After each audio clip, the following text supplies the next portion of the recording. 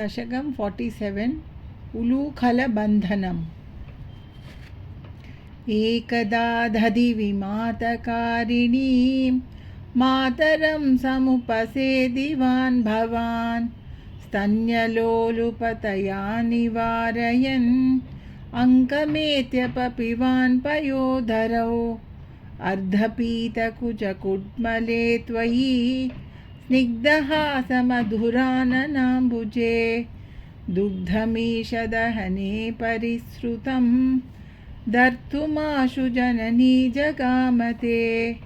सामीपीतरसभङ्गसङ्गत क्रोधभारपरिभूतचेतसा मन्थदण्डमुपगृह्य पाटितं हन्तदेवदधिभाजनं त्वया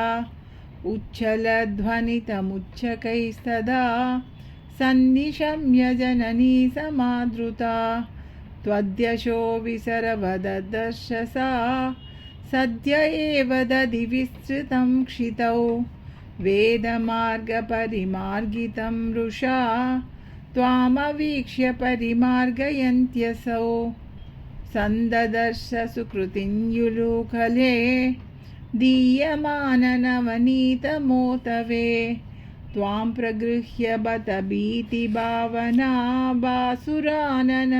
सरोजमाशु सा रोषरूषितमुखी सखी पुरो बन्धनाय रशनामुपाददे बन्धुमिच्छति यमेव सज्जनः तं भवन्तमयि बन्धुमिच्छति सा नियुज्य रशनागुणान् बहून्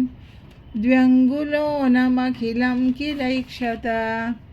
विस्मितोत्स्मितसखीजनेक्षितां स्विन्नसन्नवपुषं निरीक्ष्यतां नित्यमुक्तवपुरप्यहो हरे बन्धमेव कृपयान्वमन्यताः स्थीयतां चिरमुलूखले खलेति आगता भवनमेव सा यदा प्रागुलूखलबिलान्तरे तदा सर्पिरर्पितमदन्नवास्थिताः यद्यपाशसुगमो विभो भवान् संयतः किमु सपाशयानया एवमादिदिविजैरभिष्टुतो